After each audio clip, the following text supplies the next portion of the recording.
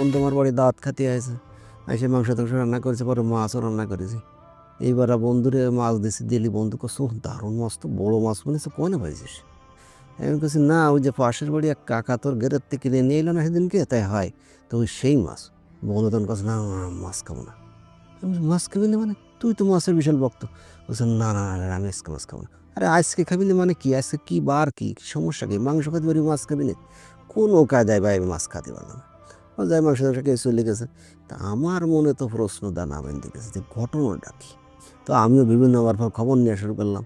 তারপর ওর পাশের গেরের একজন কাকা আছে, সে কাকা আমারে করলো, ওরে মনি খাবে কি রে, ওর গেরে যে পরিমাণ কেমিক্যাল দিয়ে মাছ চাষ করে রে বাবা, যেসব খাদ্য খাবার ব্যবহার করে, ও মানসি খাওয়া যায় না। ও নিজে খাওয়ার জন্য আলাদা একটা গের আছে, সেই গেরে মাছ চাষ করে।